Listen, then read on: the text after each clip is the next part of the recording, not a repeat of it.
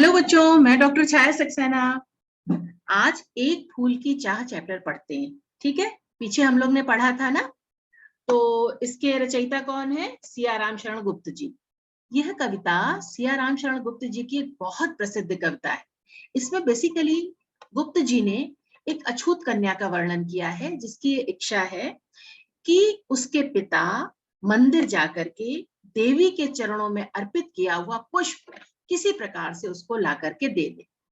तो पीछे हम लोग ने पढ़ा था, अब आगे पढ़ते हैं कि किस प्रकार से उसका पिता मंदिर जाता है और वह कैसे पुष्प लाने का प्रयत्न करते हैं। ठीक है, अब वो पढ़ते हैं। अब इस वाले में वर्णन है कि देवी माँ के प्रसाद का फूल लाने के लिए सुखिया के पिता मंदिर पहुंच गए। तो उसी समय का वर्णन कर रहे हैं और कह रहे हैं कि मेरे दीप फूल, दीप मतलब दीपक, फूल मतलब पुष्प, वही मेरे दीप फूल लेकर वे अंबा को अर्पित करके, मतलब मेरे दीपक और पुष्प पंडित जी ने ले लिया, और अंबा मतलब देवी माँ, माता अंबा को अर्पित कर दिया। मेरे दीपक फूल लेकर के माता के चरणों में अर्पित कर दिया। दिया पुजारी ने प्रसाद जब आगे को अंजलि भर के, और मुझको अपनी अंजलि भर के, हथेली भर के, दोनों हाथों की अंजलि होती है ना, हथेली, उसको भर करके मुझे प्रसाद दे दिया।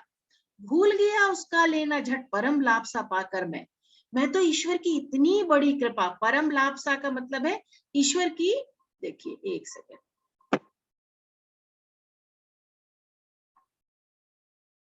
परम लाभ मतलब ईश्वर की इतनी अधिक कृपा पाकर मैं तो धन्य हो गया। और मैं उस कृपा में इतना विभोर हो गया, डूब गया कि पंडित जी जो मुझे प्रसाद दे रहे थे, मैं उसको ही लेना भूल गया। सोचा बेटी को माँ का ये पुष्प पुण्य दूं जाकर मैं, पुण्य पुष्प दूं जाकर मैं। तो पंडित जी ने जो प्रसाद के रूप में मुझे पुष्प दिया था, तो मैंने सोचा ये तो पुण्य का पुष्प है, मैं इसको अपनी बेटी को जाकर दूंगा, क्योंकि बेटी की यही इच्छा थी कि मुझे किसी तरीके से माँ के चरणों में अर्पित पुष्प दे दो। अब मैं तो इतना भाव विभोर हो गया कि मुझ जैसे अछूत से पंडित जी ने वो दीपक और फूल ले लिए और अंबा के चरणों में भी अर्पित कर दिए। उसके बाद पंडित जी ने मुझे प्रसाद रूप में पुष्प भी दिए। तो मैं इतना भाव विभोर हो गया था कि मैं पहले तो पुष्प ही लेना भूल गया। फिर मैंने सोचा चलो मैं इस पुष्प को लेकर के अपने बेटी को दे दूं। सिंह पौर मतलब होता है जो मंदिर का मुख्य द्वार होता है ना, उसको कहते हैं।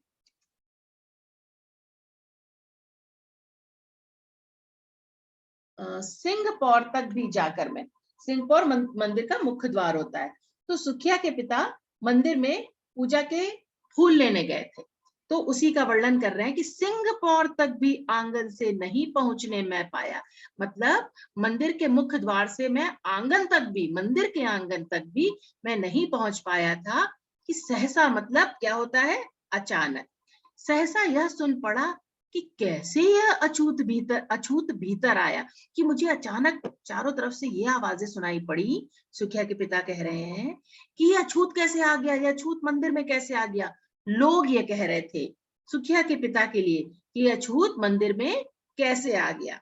अब क्या और क्या कह रहे हैं, पकड़ो देखो भाग न जावे, बना धूर्त यह है कैसा। देखो देखो इसको पकड़ो, ये भाग न जाए। सुखिया के पिता के लिए मंदिर के लोग कह रहे हैं इसको पकड़ो, ये भाग न जाए। साफ स्वच्छ परिधान किए है भले मानुषों के जैसा। और ये कितना धूर्त है। और इसने साफ स्वच्छ मतलब बिल्कुल साफ सुथरे, परिधान मीन्स क्या होता है बच्चों, कपड़े, वस्त्र। और इसने कितने साफ सुथरे कपड़े भले मानुषों के जैसे पहने हुए हैं और बिल्कुल भला मानुष बना हुआ है। ठीक है बच्चों, तो क्या कह रहे हैं ये कि इसे पकड़ लो भाग न जावे। देखो ये कैसा धूर्त है और साफ सुथरे वस्त्र पहनकर कैसे भले मानुषों जैसा ये बना हुआ है। वहां मंदिर के और लोग कह रहे हैं क्योंकि ये छूत है। तो कितनी गलत बात बोल रहे हैं ना बच्चों, ऐसा नहीं करना चाहिए था। अब और वो लोग क्या बोल रहे हैं, पापी ने मंदिर में घुसकर किया अनर्थ बड़ा भारी, कलुषित कर दी है मंदिर की चिरकालिक शुचिता सारी। चिरकालिक मतलब होता है सदैव रहने वाली, शुचिता मतलब होता है पवित्रता। ठीक है, अब वो लोग क्या कह रहे हैं सुखिया के पिता के लिए, इस पापी ने ना मंदिर में घुस करके कितना अनर्थ कर दिया। कितना अनर्थ मीन्स कितना गलत काम कर दिया है, बुरा कर दिया है, बहुत बड़ा बुरा काम, पाप कर दिया है। अनर्थ से यहाँ मतलब है पाप कर दिया है, और कलुषित कर दी है मंदिर की चिरकालिक शुचिता सारी, और मंदिर की सदैव रहने वाली पवित्रता। मतलब इस मंदिर में जो हमेशा एक पवित्रता का वास होता था, जो हमेशा एक शुचिता का वास होता था, जो सदा यहाँ निवास करती थी, उस पवित्रता को इस पापी ने मंदिर में प्रवेश करके कलंकित कर दिया है। कलुषित कर दी है मतलब कलंकित कर दी है मंदिर की सारी शुचिता, मतलब पवित्रता। अब ये आगे पिता सोच रहे हैं, क्या मेरा कलुष बड़ा है देवी की गरिमा से भी? तो पिता क्या कह रहे हैं, सुखिया के पिता सोच रहे हैं, क्या मेरा पाप इतना बड़ा हो गया? देवी की गरिमा, देवी की महत्ता, देवी की महानता से भी बड़ा मेरा पाप हो गया? किसी बात, कलुष मतलब बच्चों पाप। किसी बात में हूं मैं आगे माता की महिमा के भी। माता की महिमा का मतलब हो गया महत्व, गौरव।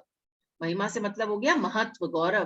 तो पिता क्या सोच रहे हैं, क्या मैं किसी बात में देवी माता के गौरव से, देवी माता के महत्व से भी ऊंचा हूँ, बड़ा हो गया हूँ? मतलब देवी माता का महत्व छोटा हो गया है, अब मेरे आने से इस मंदिर की पवित्रता नष्ट हो गई है। ऐसा सुखिया के पिता मन ही मन सोच रहे हैं। उस जमाने में बच्चों बहुत ना ऊंच नीच का भेदभाव था, जात पात का भेदभाव था, कि ये ऊंची जात है, ये नीची जात है। तो उसी का ऐसा ही व्यवहार वहां मंदिर में मौजूद लोग सुखिया के पिता के साथ, चूंकि वो नीची जात के हैं, उनके साथ कर रहे हैं। गलत कर रहे हैं लेकिन बस कर रहे हैं। ठीक है, आगे बढ़ते हैं। माँ के भक्त, अब ना इसमें वर्णन है, वही सोच रहे हैं सुखिया के पिता, और मन ही मन क्या कह रहे हैं, माँ के भक्त हुए तुम कैसे, करके यह विचार खोटा। खोटा से मतलब है इतना तुच्छ विचार, इतना तुच्छ विचार करके, इतना छोटा विचार करके, इतना गंदा विचार करके तुम अपने को माँ का भक्त कह रहे हो। तो सुखिया का पिता भक्तों को कहता है कि मन ही मन यह सोचता है कि तुम कैसे माता के भक्त हो, मतलब कैसे देवी माँ के भक्त हो?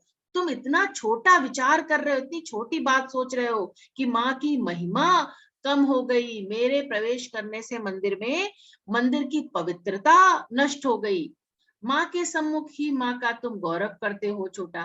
तुम तो माँ के सम्मुख से मतलब देवी माँ, माँ मतलब देवी माँ के सामने ही, सम्मुख मतलब समक्ष या सामने ही, तुम देवी माँ का गौरव, देवी माँ की महिमा, देवी माँ के महत्व को क्यों छोटा कर रहे हो? कुछ न सुना भक्तों ने झट से मुझे घेर कर पकड़ लिया, मार मार कर मुख के घूसे धम से नीचे गिरा दिया।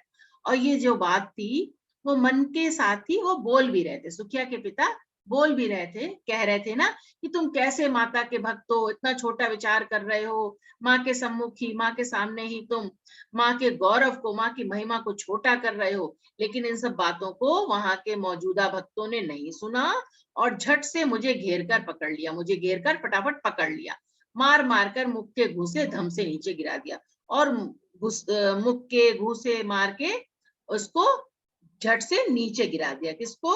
सुखिया के पिता को बहुत मारा। मेरे हाथों से प्रसाद भी बिखर गया, हाँ सबका सब। अब सुखिया के पिता कह रहे हैं कि मेरे हाथों से सारा प्रसाद जो पुजारी जी ने दिया था वो गिरकर बिखर गया। हाय अभागी बेटी, तुझ तक कैसे पहुंच सके यह?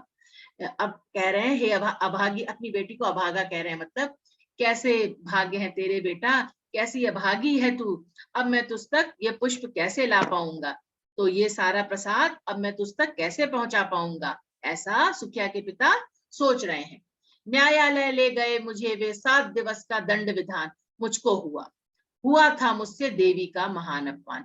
अब वो लोगों ने क्या किया, भक्तों ने, जो वहां के मौजूद भक्त थे, मंदिर के मौजूदा भक्त थे, उन लोगों ने सुखिया के पिता को न्यायालय मतलब कोर्ट, कोर्ट ले गए, न्यायालय ले गए, और उनको 7 दिवस का, 7 दिन का दंड सुनाया गया। 7 दिन का जेल हो गई। किसको? सुखिया के पिता को 7 दिन की जेल कर दी। हुआ था, और क्यों जेल करी? कि जी मुझसे देवी का बहुत बड़ा अपमान हो गया है, मैं मंदिर में प्रवेश कर गया हूं तो मैंने देवी का अपमान किया है, इस इल्जाम में मुझे 7 दिन की जेल हो गई। मैंने स्वीकृत किया दंड व शीश झुकाकर चुप ही रहा। मैंने सिर झुका करके, शीश मतलब बच्चों पता ही होगा आपको, सिर झुका करके चुपचाप ही मैंने वो जो दंड मुझे सुनाया गया था 7 दिन का, स्वीकृत मतलब स्वीकार कर लिया। उस असीम अभियोग दोष का क्या उत्तर देता, क्या कहे। वो असीम अभियोग, अभियोग मतलब वही जो इन लोग ने इल्जाम लगाया है, जो आरोप लगाया है, वो जो आरोप जो निराधार था, जिसकी कोई वैल्यू नहीं थी, लेकिन उन लोगों ने तो मुझ पे ये आरोप लगा दिया कि मैंने मंदिर को कलुषित कर दिया है। तो मैं इस बात का क्या उत्तर देता, मैंने चुपचाप उनकी बात स्वीकार कर ली और सजा स्वीकार कर ली। 7 रोज ही रहा जेल में या कि वहां सदियां बीती। अब सुखिया के पिता ऐसा कह रहे हैं, मैं 7 ही रोज जेल में रहा था, लेकिन ऐसा लग रहा था वो 7 दिन नहीं, सदियां बीत गई हैं, मुझे ऐसा लग रहा था। अविश्रांत मतलब होता है लगातार। अविश्रांत बरसा करके भी आंखें तनिक नहीं रीती, मतलब लगातार आंखों से आंसू बहते जा रहे थे, फिर भी आंखें सूख नहीं रही थी। रीति मतलब खाली होना, सूखना। फिर भी आंखें खाली नहीं हुई, लगातार आंखों से अश्रु वर्षा होती जा रही थी, मतलब लगातार मैं रोता जा रहा था। दंड भोग कर जब मैं छूटा पैर न उठते थे घर को। अब 7 दिन ना, इसमें बताया गया है कि 7 दिन के बाद जब वो कारावास से सुखिया के पिता बाहर आए और दंड भोग करके बाहर आए, उस समय का वर्णन है कि दंड भोग कर जब मैं छूटा, 7 दिन का दंड भोग कर जब मैं वहां से बाहर आया, वहां से छूटा, तो पैर न उठते थे घर को। घर की तरफ जाने को मेरे पैर आगे नहीं बढ़ रहे थे, मतलब मेरे चरण, मेरे कदम आगे नहीं बढ़ रहे थे। पीछे ढेल रहा था कोई, भय जर्जर तनु पंजर को। भय जर्जर मतलब भय से डरा हुआ, जो होता है ना, डरा हुआ। जर्जर तनु मतलब शरीर का पिंजड़ा। तो इसका मतलब होता है जो डरा हुआ व्यक्ति होता है ना, तो डरा हुए व्यक्ति का जैसा शरीर प्रकट होता है, दिखता है, तो मेरा शरीर बिल्कुल भयभीत, मैं बहुत भयभीत था। तो मेरा वो शरीर को, जो डर से डरा हुआ था, मैं बहुत डरा हुआ था, उस शरीर को कोई पीछे ढकेल रहा था। और मैं पीछे ढेल रहा था कोई, मतलब उस शरीर को, मेरे शरीर को कोई ऐसा लग रहा था कि पीछे ढकेल रहा है, मेरे चरण आगे को नहीं पढ़ पा रहे। पहले की सी लेने मुझको नहीं दौड़कर आई वह। और मैं मन में सोच रहा था, आज वो मुझको पहले जैसे वो दौड़ कर आती थी ना, मैं कहीं बाहर से आता था तो मेरी बेटी दौड़ कर मुझको लेने आती थी, आज वो नहीं लेने आई। उलझी हुई खेल में ही वह अब की दीना दिखाई वह। और मैं सोच रहा था कि शायद वो ना किसी खेल कूद में उलझी होगी, मतलब वो कुछ खेल रही होगी, इसीलिए इस बार वह दिखाई नहीं दे रही है। वो पिता अपने मन को समझाने का प्रयत्न कर रहे हैं। अब इसके बाद क्या होता है ना बच्चों, कि इनके पिता को कहीं ना कहीं तो डर लगा ही हुआ था अपनी बेटी को लेकर के, ठीक है। तो वो उसी सोच में डूबे हुए हैं और कह रहे हैं, वर्णन क्या कहते हैं, सुखिया तो पिता को मंदिर में प्रवेश करने के अपराध में 7 दिन की जेल हुई थी। और क्या हुआ था, 7 दिन की क्या हुई थी, जेल हुई थी। और इस बीच उनकी बेटी का देहांत हो गया था, ठीक है। तो जेल से छूटने के बाद वह अपनी बेटी को देखने के लिए ना शमशान पहुंच गए। कौन, सुखिया के पिता। तो उसी का वर्णन है कि वो सीधे जेल से छूट करके शमशान पहुंच गया। मरघट मतलब शमशान, ठीक है। उससे, उसे से मतलब है सुखिया को। उसे देखने मरघट को ही गया दौड़ता हुआ वहां। मैं शमशान में, मतलब सुखिया के पिता कह रहे हैं, मैं शमशान में पुत्री को देखने के लिए, सुखिया को देखने के लिए मैं भागा शमशान में। मेरे परिचित बंधु प्रथम ही फूंक चुके थे उसे जहां। परिचित बंधु मतलब कोई रिश्तेदार जो थे, जान पहचान के लोग थे, जो भी थे, वो पहले ही, प्रथम ही मतलब पहले ही बेटी का दाह संस्कार, सुखिया का दाह संस्कार कर चुके थे। पिता क्या कह रहे हैं, परिचित बंधु मतलब रिश्तेदार जो थे, जान पहचान के लोग जो थे, वो सुखिया के पिता के शमशान पहुंचने से पहले ही फूंक चुके थे, मतलब दाह संस्कार, फूंकना से मतलब है यहाँ दाह संस्कार बिटिया का, सुखिया का कर चुके थे। बुझी पड़ी थी चिता वहां पर, छाती धधक उठी मेरी। और वहां पर सुखिया की चिता तो बुझ गई थी, सुखिया का दाह संस्कार हो गया था, तो सुखिया की चिता तो ठंडी पड़ गई थी, लेकिन पिता की छाती धधक उठी। लेकिन सुखिया के पिता की छाती धधक धधक कर जल रही थी। वो उससे वह दृश्य देखा नहीं गया कि किस प्रकार से उसकी पुत्री की चिता ठंडी पड़ चुकी थी, लेकिन पिता की छाती धधक रही थी, दुख में हाहाकार कर रही थी, चीत्कार कर रही थी। हाय फूल सी कोमल बच्ची, हुई राख की थी ढेरी। सोच रहे हाय, फूल के समान कोमल बच्ची थी सुखिया, और आज क्या हो गई है, राख का ढेर बन चुकी है। मतलब उसका दाह संस्कार हो गया है, तो उसके बाद सुखिया एक राख के ढेर में बदल गई है। अंतिम बार गोद में बेटी, तुझको ले न सका मैं हा, एक फूल माँ का प्रसाद भी तुझको दे न सका मैं हा। अब क्या कह रहे हैं, पिता सोच रहे हैं, मेरी पुत्री, मैं तुझे आखिरी बार गोद में भी बिठा नहीं सका, तुझको मैं गोद में उठा नहीं सका, गोद में उठा के तुझे प्यार भी नहीं कर सका, और जो तेरी इच्छा थी एक फूल की कि मैं तुझे वो फूल ला कर दूं, एक फूल माँ का प्रसाद भी, माँ के प्रसाद में, देवी माँ के प्रसाद के तौर पे, देवी माँ के प्रसाद के रूप में जो तूने पुष्प मांगा था, फूल मांगा था, मैं उसको भी लाके तुझे नहीं दे सका। मैं वो तेरी अंतिम इच्छा एक फूल की, मैं उसको भी पूरी नहीं कर सका। बहुत अफसोस के साथ पिता बहुत दुख में डूबे हुए हैं। बहुत ही मार्मिक ये कथा थी, और इसमें आप लोग ने देखा ही होगा कितना अच्छा चित्रण सियाराम शरण गुप्त जी ने किया है। बच्चों, ये बहुत इंपॉर्टेंट कविता है, बहुत ही अच्छी कविता है, और इजी भी है, कुछ भी टफ नहीं है। आप लोग इसको जरूर पढ़िएगा।